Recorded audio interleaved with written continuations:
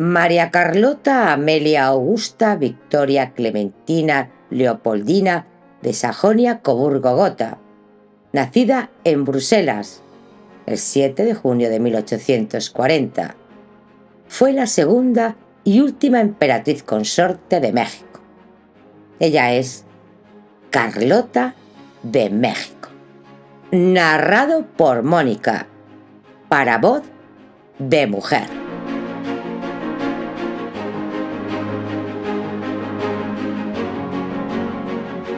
Capítulo 2.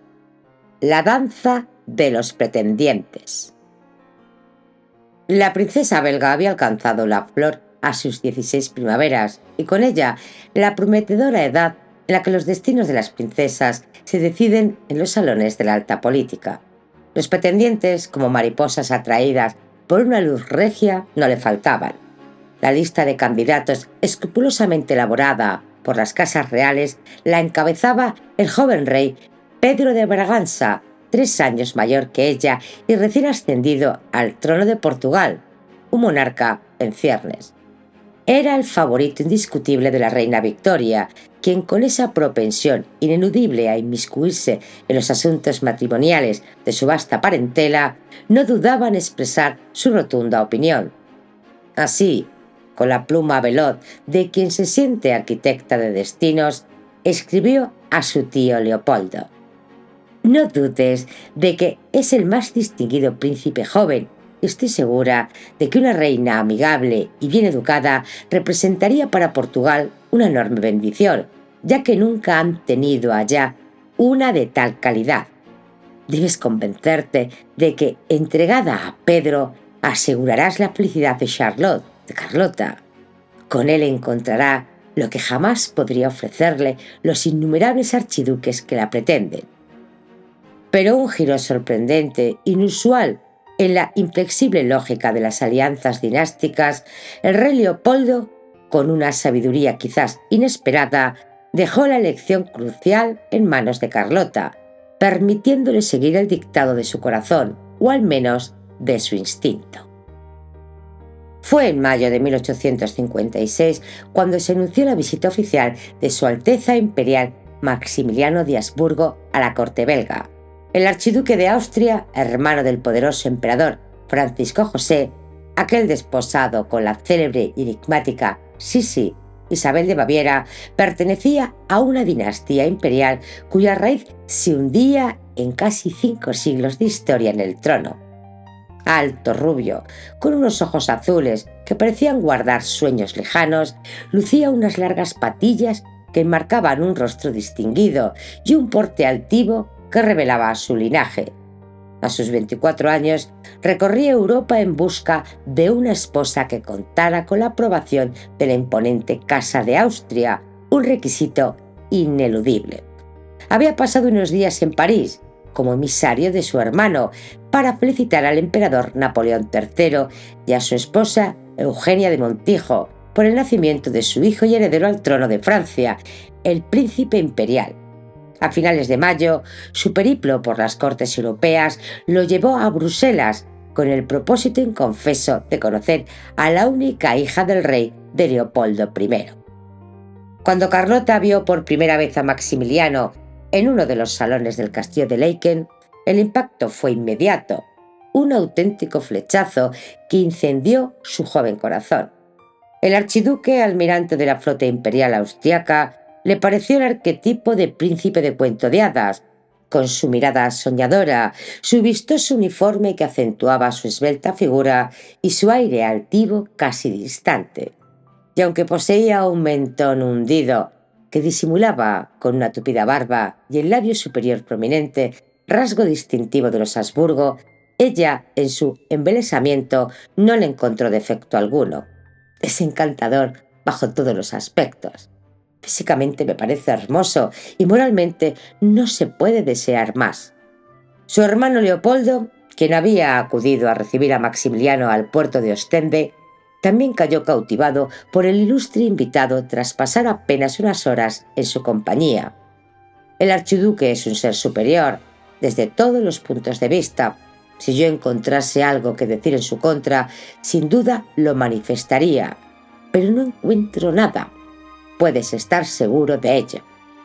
El único atisbo de imperfección que mencionó en la intimidad en su diario fue su salud delicada. Desde su llegada, no había un solo día en que Maximiliano no haya sufrido un dolor de cabeza, de estómago y de muelas, pero sobre todo problemas de hígado. Pequeñas grietas en la armadura del príncipe perfecto. A Maximiliano, sin embargo, la princesa belga no le impresionó en demasía, y su padre Leopoldo I, el hombre que, por su veteranía política, era conocido como el Néstor de los monarcas de Europa, le pareció, según notas privadas, un aburrido que envolvía a los demás con interminables conversaciones políticas, cuyas noticias extraía de los diarios. Durante los 6 días que Maximiliano pasó en Laeken, apenas pudo conversar con Carlota. Tanto el rey como su hijo mayor habían orquestado una agenda apretada, repleta de visitas culturales por el pequeño reino, banquetes, recepciones y comidas familiares, dejando poco espacio para la intimidad. Pero en los pocos momentos robados al protocolo, la joven Carlota descubrió en él a un hombre sensible, de gran corazón y firmes valores. Un soñador romántico que adoraba la poesía, diseñaba palacios y jardines con una imaginación desbordante y amaba a la botánica y los animales con una ternura inesperada. Aunque Maximiliano esperaba que Carlota fuera más hermosa y dulce, en conjunto, su apariencia le resultó agradable, un juicio mesurado, desprovisto de pasión. Cuando por primera vez se refirió a la princesa en una carta a su hermano Carlos Luis, lo hizo con estas palabras que resonaban con una frialdad casi clínica. Ella es bajita y yo soy alto, como debe ser. Ella es morena y yo soy rubio, lo que igualmente está bien. Ella es muy inteligente y con un poco de mal carácter, pero sin duda finalmente nos entenderemos. Una descripción que distaba mucho del arrebato romántico que Carlota había sentido por él. El archiduque abandonó Bélgica sin pronunciarse sobre sus intenciones matrimoniales, dejando un velo de incertidumbre sobre el futuro. El rey Leopoldo, con una mezcla de resignación y astucia, escribió a su sobrina Victoria. Dio por terminada la visita sin dejar entrever los propósitos que algunos le atribuían con respecto a mi hija Carlota. Ni lo lamento ni me preocupa. Creo que ya me habría olvidado hasta de la existencia de este joven príncipe, a no ser porque veo a mi hija algo más que me apena y me conmueve. Carlota es una joven impresionable y parece haberse enamorado del Habsburgo con novelesco frenesí. La reina de Inglaterra, aferrada a su propia visión de un futuro ideal, seguía prefiriendo al joven Pedro V de Portugal como el esposo de Carlota. Tras consultar el asunto con su amado Alberto, su esposo, escribió de nuevo a su tío, con la convicción de quien cree tener la verdad en sus manos. Tengo esperanzas todavía después de leer tu carta, ya que Carlota no ha expresado finalmente su decisión y ambos estamos profundamente persuadidos de la inmensa superioridad de Pedro sobre cualquier otro joven príncipe. Si Carlota me consultase, yo no dudaría ni un momento. Pero Carlota, con una convicción que rayaba en la obstinación, estaba persuadida de haber encontrado al marido perfecto. Su carácter afable, su inquebrantable honradez, su profunda fe religiosa y su vasta cultura eran algunas de las cualidades que más pesaron en su decisión, balanzas que inclinaron su destino. Apreciaba además su don para la conversación, su ingenio chispeante y su sentido del humor, cualidades que llenaban el vacío de su joven vida. En cambio, Pedro V de Portugal no le produjo la menor impresión favorable. Incluso se mostró bastante desagradable con ella durante su visita a Bélgica, sellando así su suerte. La condesa de Hust, tutora y confidente de Carlota, partidaria aférrima de Maximiliano, influyó en la decisión final con una vehemencia que no carecía de rudeza. En una carta, y con muy poco tacto, le advirtió, sentenciando el destino de Pedro: los portugueses no son sino orangutanes, no tienen recursos, ni siquiera un sacerdote allá es capaz de comprender. A finales de 1856, 7 meses después de la visita del archiduque, la princesa Carlota ya había tomado su elección, una decisión de la que nadie, ni siquiera la presión de una reina, la haría cambiar. A su regreso a Viena, presionado por su madre, la poderosa archiduquesa Sofía, la matriarca de los Habsburgo, Maximiliano escribió al rey de Bélgica solicitando formalmente la mano de su hija. Leopoldo, con un alivio apenas disimulado, dio su consentimiento, pero era el deseo de su pequeña Carlota la flor de mi corazón. El archiduque, siguiendo el estricto protocolo, redactó su primera y muy formal carta a su prometida, una misiva que Carlota conservaría con celo hasta el día de su muerte. Madame, la gentil respuesta de Su Majestad, vuestro augusto padre, me hace profundamente feliz. Me autoriza a dirigirme directamente a vuestra Alteza Real para expresaros los sentimientos de agradecimiento cordial y el sentir más vivo por el consentimiento que habéis dado generosamente a la solicitud que asegura la felicidad de mi vida. Aspiraba a esta felicidad desde el momento en que pude apreciar las elevadas cualidades de alma y corazón que ornan a mi amable y augusta prometida.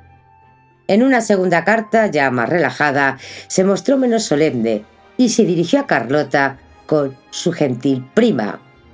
Un primer paso hacia la intimidad. Pero lo que más ilusionó y colmó el corazón de la princesa fue recibir un retrato del príncipe vestido de uniforme, junto a una nota en la que le comunicaba que en Austria la noticia de su compromiso había sido recibida con euforia en todos los rincones del imperio, y que el pueblo estaba ansioso por conocerla, una bienvenida que presagiaba un futuro de esplendor. El 23 de diciembre, el archiduque regresó a Bruselas, invitado por el rey Leopoldo para pasar las Navidades. Fue recibido en la estación por los hermanos de Carlota, el duque de Brabante y el conde de Flandes, como un dignatario de inmensa importancia. En su honor se sucedieron banquetes suntuosos, una ópera de gala en el Teatro Real y un gran baile en la corte, para el cual se enviaron 1.400 invitaciones, un despliegue de magnificencia. En esta ocasión, la pareja pudo pasear por los jardines nevados de Laeken y conversar relajadamente. Aunque el rey, siempre celoso de la intimidad, no permitía que se quedaran a solas y siempre iban acompañados de una carabina, una dama de compañía que vigilaba con gesto cada palabra, cada forma. Su futura familia política le llamaban afectuosamente Max, un diminutivo que denotaba la cercanía. En una carta a la condesa de Hutz, la princesa le confesaba, con el entusiasmo de una enamorada: viene todas las mañanas a almorzar y se queda hasta las 3 o las 4 conversando juntos muy agradablemente. Me ha comunicado sus planes y me ha compartido el encantador diseño de una villa que va a construir en Miramar, cerca de Trieste. Tendrá una terraza con una fuente y en el parque un kiosco morisco amueblado a la oriental. Cuenta también con hacer un jardín de invierno con pájaros de todas las especies. Además, Maximiliano le había prometido que en Miramar habría una capilla donde ambos podrían oír misa diario, un detalle que le tocaba la fibra religiosa de Carlota. Carlota estaba exultante por las atenciones de Maximiliano, quien se mostraba tan gentil, considerado conmigo, tan lleno de ternura y afecto. El día de Navidad, en un gesto de amor y opulencia, le regaló un juego de broches con pendientes de diamantes, un brazalete que llevaba un rizo del propio Max y un retrato de la emperatriz Sisi, famosa en toda Europa por su legendaria belleza, un regalo que no podía sino alimentar las fantasías de grandeza. Mientras Carlota vivía en una nube de felicidad y promesas, a sus espaldas, en el frío despacho del rey, se negociaba su dote, el precio de su futuro. Maximiliano llegó a Bruselas acompañado de su secretario, el barón de Pont, un hábil y joven diplomático encargado de discutir el contrato matrimonial con el consejero de finanzas de Leopoldo I. El rey belga con su habitual tacañería, ofreció a su futuro yerno la herencia materna de Carlota, más una pensión que votaría el Parlamento de Bélgica. El archiduque, con una ambición que no conocía límites, encontró insuficiente la propuesta y a través de su secretario respondió que esperaba una aportación del propio monarca. A Leopoldo, las pretensiones del joven austriaco le parecieron abusivas, una desfachatez. Solo estaba dispuesto a contribuir con el ajuar y una colección de joyas de la familia, con gesto simbólico.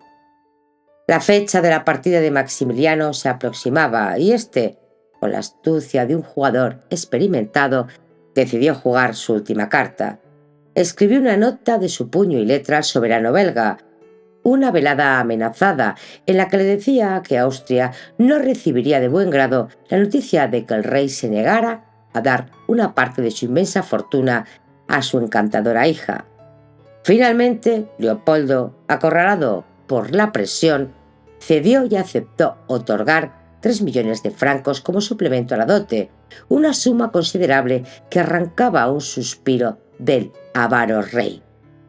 A esas alturas, el hermano mayor de Carlota, Leopoldo, que tanto había admirado a la llegada al príncipe, se mostraba ahora profundamente decepcionado. Raras veces he encontrado tanta rapacidad y semejante deseo de riquezas. No contento con conocer la fortuna actual de mi hermana, quería además una pensión de mi padre el rey y saber exactamente cuándo Carlota heredará la fortuna del padre. Max quería sobre todo un matrimonio por dinero. El archiduque, tras las intensas negociaciones que lo habían agotado, estaba eufórico y escribió a Francisco José con una franqueza sorprendente. Estoy contento de haber obligado al fin al viejo tacaño a desprenderse de una parte de lo que más ama. Una victoria, sí, pero con el regusto amargo de la avaricia. Pero Leopoldo I no se conformó con que su hija fuera la esposa de un príncipe imperial y almirante de la modesta flota austriaca. Deseaba para ella más poder. Anhelaba extender la influencia de la Casa Real belga a través de su sangre. El rey no ignoraba que Maximiliano era el segundo en la línea dinástica de los Habsburgo. Hasta la fecha, el emperador Francisco José y su esposa Sisi habían tenido 2 niñas, y a falta de un varón, él era oficialmente el heredero directo al trono de Austria, una posición de inmensa trascendencia. Pero también sabía, con la lucidez de su experiencia, que los nacionalismos que sacudían Europa no vaticinaban un buen futuro para las monarquías tradicionales. Así, con la firmeza de quien exige un precio, demandó a Francisco José que le proporcionara a su yerno un puesto que fuese digno de su nacimiento y que al mismo tiempo le diese un amplio campo de actividad. El emperador, sin embargo, no tenía ninguna intención de otorgar más autoridad a su hermano, al que consideraba demasiado romántico, ingenuo y carente de dotes de mando, un soñador que no se ajustaba a las intrigas del poder. Pero presionado por el rey belga y conociendo la gran influencia que Leopoldo aún tenía sobre su sobrina, la reina Victoria, acabó por ceder. 5 meses antes de la boda, Francisco José, en un acto de aparente magnanimidad, nombró a su hermano gobernador general de las provincias italianas de Lombardía-Venecia, bajo la soberanía de Austria. Se trataba de un cargo muy importante, un honor, sí, pero a la vez un regalo envenenado, pues la población de esas regiones se mostraba hostil a la dominación austriaca, un caldo de cultivo para la revuelta. La boda quedó fijada para finales de julio de 1857. Mientras el novio Maximiliano pasaba sus últimos días de soltero viajando por las provincias del norte de Italia, que pronto iba a gobernar, Carlota, en Laeken, se entregaba con fervor a los preparativos y a la dulce tarea de recibir los primeros regalos que llegaban de Viena. El emperador Francisco José le envió una diadema, un collar y una pulsera de diamantes, un despliegue de la riqueza imperial. Su futura suegra, la archiduquesa Sofía, que se dirigía a ella con la dulzura de una madre anticipada, como «tu querida madre», le obsequió un broche antiguo cuyo interior escondía una miniatura de Maximiliano, un gesto íntimo que la conmovió. A pesar de su felicidad desbordante, la novia se sentía extrañamente sola y añoraba especialmente a su madre, cuya ausencia se hacía más palpable en aquellos momentos tan cruciales. No tenía hermanas con quien compartir sus miedos e inquietudes. Su abuela, María Amelia, era ya demasiado anciana para ofrecerle consejos matrimoniales, y su antigua institutriz, la condesa de Just, había regresado a Francia, dejándola en un vacío de complicidades femeninas. Solo las cartas que recibía de Maximiliano lograban levantarle el ánimo, misivas en las que él le describía la belleza arquitectónica de Milán y el esplendor de los palacios renacentistas que muy pronto serían su hogar. El príncipe le recomendó que empezara a aprender italiano cuanto antes, pues en su nuevo destino, sin dominar esta lengua, no podrás comunicarte con nadie. Pero el archiduque, en su romántica visión, ocultó a su prometida la delicada y explosiva situación política que atravesaba esta región, agitada por las revueltas contra el opresor austriaco y las luchas nacionalistas aplastadas con mano dura por el ejército invasor, una verdad incómoda que prefería no revelar. Unos meses antes, su hermano Francisco José y la emperatriz Sisi habían realizado una visita oficial a Milán, y en una gala en la Scala, las damas de la aristocracia, en un acto de desafío silencioso, se negaron a asistir y en su lugar enviaron a sus doncellas. Fue una humillación pública para los emperadores y un aviso elocuente de que no eran bienvenidos en aquellas tierras. A principios de junio, Maximiliano, ya en su rol de nuevo gobernador, realizó una visita protocolaria al Papa Pío IX, quien se encontraba de vacaciones en Pésaro. El pontífice lo acogió con una cordialidad extraordinaria, un gesto de benevolencia que el archiduque no olvidaría. Maximiliano se mostró muy conmovido de que le permitieran asistir a la misa privada del pontífice, un favor que jamás se le había concedido a ningún monarca, un privilegio que elevaba su espíritu. Tras un almuerzo privado con su santidad, fue distinguido con la Orden de Pío IX, una condecoración que, como escribió su prometida, no tenía en sí un gran valor en el mundo, pero que para mí era como una reliquia porque procedía del Santo Padre. A Carlota, una joven profundamente religiosa, le conmovieron los detalles de este encuentro y consideró de buen augurio que la visita papal hubiera sido en extremo tan afectuosa, un presagio divino para su unión. Un mes antes de que los votos sellaran su destino, la reina Victoria, en un gesto de calculada deferencia, extendió una invitación a Maximiliano para visitar Londres. Su tío Leopoldo, el gran tejedor de alianzas, había orquestado la cita, deseoso de que la soberana inglesa conociera al futuro esposo de Carlota y así quizás disipar cualquier recelo. El archiduque, al pisar la tierra inglesa, se quedó sobrecogido ante la magnificencia de la corte y la veneración casi mística que despertaba su majestad en sus súbditos. Tras unos días de convivencia con Victoria y su esposo Alberto, los monarcas ingleses quedaron tan cautivados por el príncipe, por su encanto y su inteligencia, que la sombra del candidato portugués, Pedro, se desvaneció por completo de sus pensamientos. La soberana, con la pluma veloz de quien se siente satisfecha con su obra, escribió al rey belga: «No puedo expresar cuánto me ha gustado el archiduque.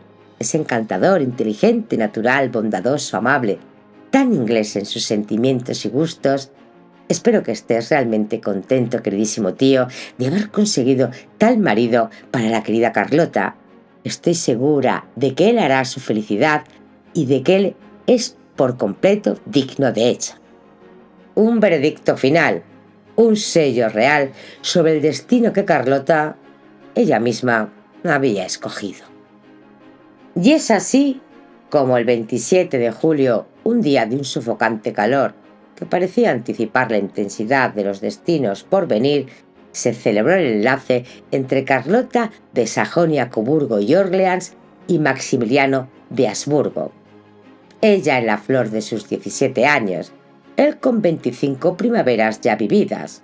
La novia, con la gracia de una sílfide, hizo su entrada en el Salón Azul del Palacio Real de Bruselas, ataviada con un hermoso vestido en seda blanco, bordado en plata con detalles exquisitos, un velo inmenso, obra maestra de las laboriosas artesanas de Bruselas, que descendía en ondas etéreas sobre los hombros, y una diadema de flores de azahar y de diamantes artísticamente combinados que se sujetaban al peinado. Una visión de pureza y esplendor. El archiduque, por su parte, vestía el uniforme de gala, azul y oro, de almirante de la marina austriaca, un reflejo de su rango y su pasión por el mar. El alcalde de la ciudad ofició la breve ceremonia civil, un mero trámite legal, y a continuación, una larga comitiva de miembros de la realeza e invitados se trasladó a la capilla del palacio, donde el cardenal y el arzobispo de Malinas otorgó la bendición nupcial a la pareja en una misa sencilla, rápida y desprovista de música, pues no se trataba de una boda real, sino de una unión entre un archiduque y una princesa de sangre real, pero no directamente heredera. Entre los testigos se destacaba la figura de María Amelia de Borbón dos Sicilias, abuela de Carlota y última reina de Francia, un espectro de la realeza derrocada. En representación del emperador Francisco José llegó su hermano pequeño, el archiduque Carlos Luis, un digno emisario. De Inglaterra, en nombre de la reina Victoria, asistió el príncipe consorte Alberto, una presencia que validaba el enlace. Al finalizar la ceremonia, la princesa Carlota salió del brazo de Maximiliano al balcón, enfrentando por primera vez el juicio de la multitud, y recibió una gran ovación de la muchedumbre que estaba congregada en la plaza, un anticipo de los vítores que la seguirían a través de los mares. Al día siguiente, el hermano mayor de la novia, Leopoldo, en su papel de observador inoportuno, encontró a la pareja recién levantada y con su habitual franqueza comentó que Carlota tenía el semblante cansado pero resignado. Leopoldo, quien con una indiscreción notable lo anotaba todo en su diario, no dudó en dejar constancia de los acontecimientos de la noche de boda. Dijo: la abuela le había hablado a Carlota de los deberes del matrimonio y de la operación natural de este acto. Parece ser que ella no se asustó. Por la noche Max intentó la operación. Se durmieron juntos. Según su marido, Carlota se mostró muy razonable. Todo fue bien. Simplemente mi hermana estaba muy desconcertada y no paraba de repetir: esto es sorprendente, estoy sorprendida. Huelga decir que pasaron una noche malísima y se acaloraron mucho. Unas líneas que con la brutalidad de la sinceridad revelan la ingenuidad y la conmoción de una joven princesa enfrentada a las realidades carnales de su nuevo estado. Antes de abandonar para siempre los escenarios de su niñez y a sus seres más queridos, Carlota, en un acto de devoción filial, quiso visitar la tumba de su madre, acompañada sola por Maximiliano, y se dirigieron a la iglesia de Laeken y rezaron en la capilla donde reposaban los restos de la reina Luisa de Orleans. La princesa se arrodilló frente al sepulcro y se quedó unos minutos, absorta en sus pensamientos, en un diálogo silencioso con el recuerdo de quien la había amado. Aún tuvo que afrontar otra triste despedida, la de su anciano padre Leopoldo I, quien, muy emocionado, no pudo evitar las lágrimas y la estrechó entre sus brazos en un abrazo final, un ademán de profunda paternidad.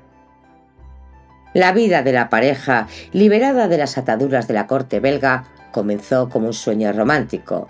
Lo tenían todo para ser felices. Eran jóvenes, ambiciosos, ricos y con un futuro brillante que le esperaba en Italia, la tierra de la promesa. Maximiliano ostentaba un cargo de gran relevancia, la oportunidad de demostrar sus aptitudes para gobernar, siempre puestas en duda por su celoso hermano mayor, Francisco José. Carlota, ahora archiduquesa de Austria, también sintió que junto a su esposo podría desempeñar un papel importante y ayudarle en sus funciones, una ambición velada que la impulsaba. Tras las tristes despedidas, abandonaron Bruselas en tren rumbo a la ciudad alemana de Bonn, un primer tramo de su viaje. Después prosiguieron en barco de vapor que los condujo en una dulce travesía por el Danubio hasta Viena, el corazón del imperio. La archiduquesa Sofía, la matriarca Habsburgo, fue a recibirlos a Linz y los acompañó en el último tramo del viaje, un gesto de bienvenida que auguraba una nueva vida. Maximiliano, vástago de Francisco Carlos de Habsburgo y Sofía de Baviera, había venido al mundo en el majestuoso palacio de Schönbrunn. Era la residencia de verano de la familia imperial austriaca, un lugar idílico, cargado de felices recuerdos para el archiduque, que resonaban en su memoria como un eco de infancia.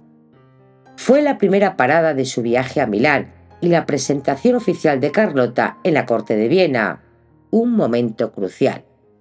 La princesa, que había pasado su niñez en la relativa austeridad de las Tullerías y en el Palacio de Saint-Cloud, se quedó impresionada por la grandeza y el lujo de este edificio barroco que contaba con más de 1.400 salones y habitaciones, un laberinto de esplendor, y que estaba rodeado por un grandioso parque con fuentes que danzaban al sol, estatuas que contaban historias, monumentos que evocaban la gloria, alamedas sombrías y una glorieta desde donde se divisaba una magnífica vista de la ciudad, un panorama que la abrumaba.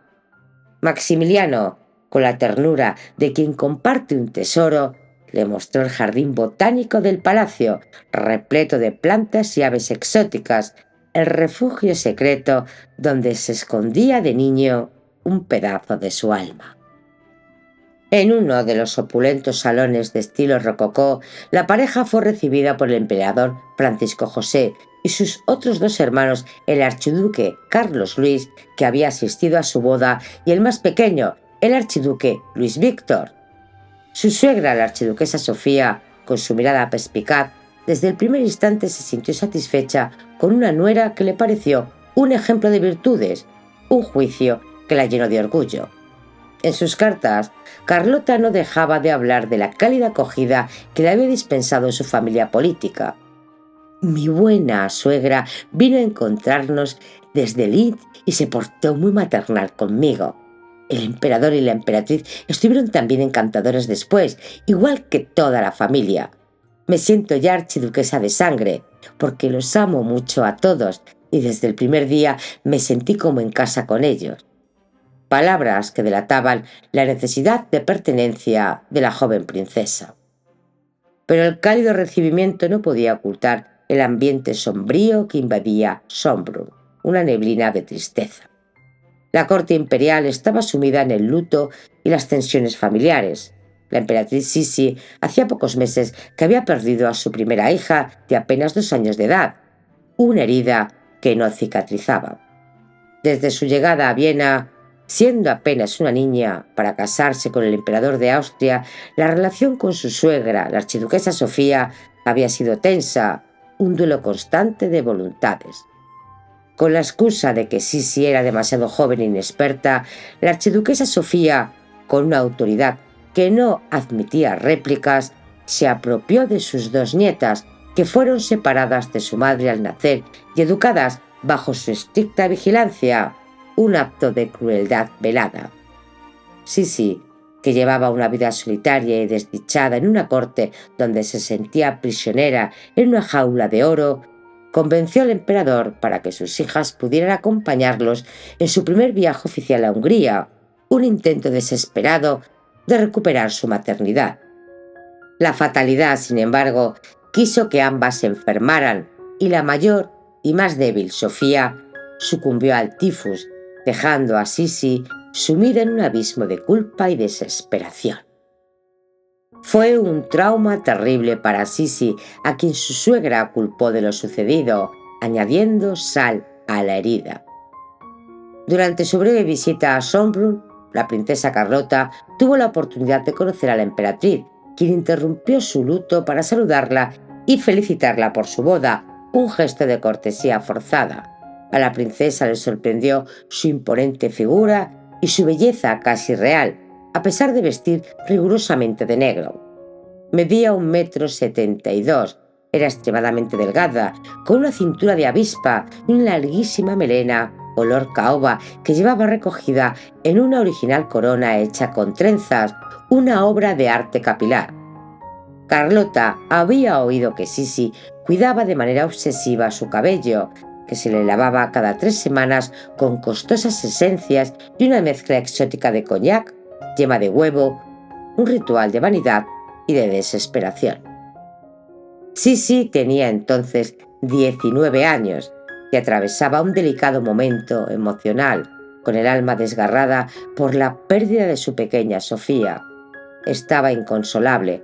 Apenas salía de su dormitorio y se negaba a comer, sumida en una anorexia nerviosa que consumía su belleza. La llegada de Carlota aún empeoró más los conflictos familiares, sirviendo de catalizador a las tensiones latentes. Para fastidiarla, la archiduquesa Sofía se dedicó a hacer comparaciones entre sus dos nueras, una tortura psicológica. Así, mientras que la hermosa Sisi era una sencilla y provinciana princesa bávara que hablaba mal el francés y tenía modales de campesina, Carlota era hija y nieta del rey, un linaje impecable. Sofía no dejó de alabar en público lo muy culta, intelectual, brillante y de noble linaje que era la joven esposa de Maximiliano, arrojando luz sobre las virtudes de una para oscurecer a la otra. La emperatriz Sisi, con el alma herida, siempre culpó a esa pretenciosa pequeña Coburgo de todas las desgracias que golpearían a la pareja. Un odio visceral. En privado, se refería a ella con desdén como el pato belga, un apodo cruel que revelaba su desprecio. La competencia entre las dos, propiciada y alimentada por la archiduquesa Sofía, las enfrentó de por vida, y ambas cuñadas no se soportaban, un drama silente que se desarrollaba tras los muros de Sombro. Continuará. Si quieres seguir conociendo esta historia, suscríbete y no te arrepentirás.